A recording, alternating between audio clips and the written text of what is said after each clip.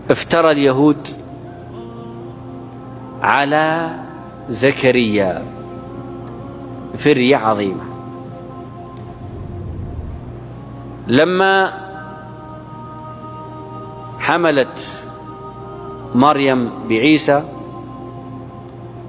قالوا هذا الحمل من زكريا، فاتهموه بالزنا، وأخذوا يعادونه من ذلك الوقت ومن بعد مولد عيسى وبعد مولد يحيى، ويتهمونه بأنواع من الفسوق والفجور هو منها بريء، حتى جاءت تلك الساعة.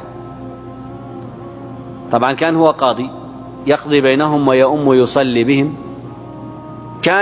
كان هناك ملك من ملوكهم مات، فورث الملك ولده، وكان الولد فاجرا. هذا الولد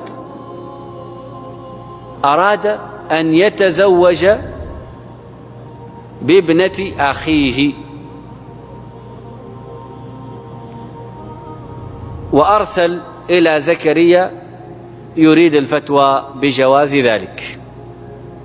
قال له زكريا لا يجوز للرجل أن يتزوج بابنة أخيه، حرام عليه.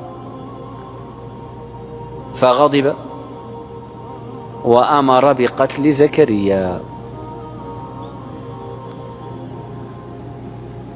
فقتل زكريا عليه السلام صبرا.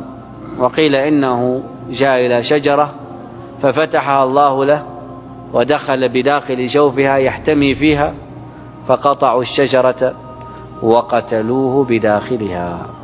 بقي يحيى. أما يحيى بالناس، وأصبح الناس يأتون إليه بعد موت أبيه، وقامت تلك الفاجرة أيضا بإغواء عمها، وشربت الخمر وأشربته إياه حتى هم بها، فقالت حتى تدفع مهري. فقال لها وما مهرك؟ قالت رأس يحيى. فأرسل إلى يحيى فقتل، وقطع رأسه وجيء به يذلب دما. فلما رأته الفاجرة رمت نفسها فقتلت نفسها.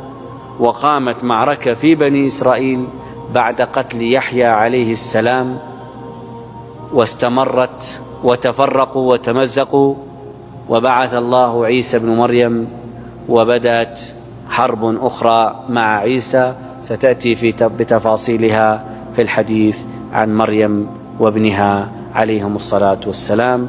أقول قولي هذا وأستغفر الله لي ولكم، والسلام عليكم ورحمة الله وبركاته.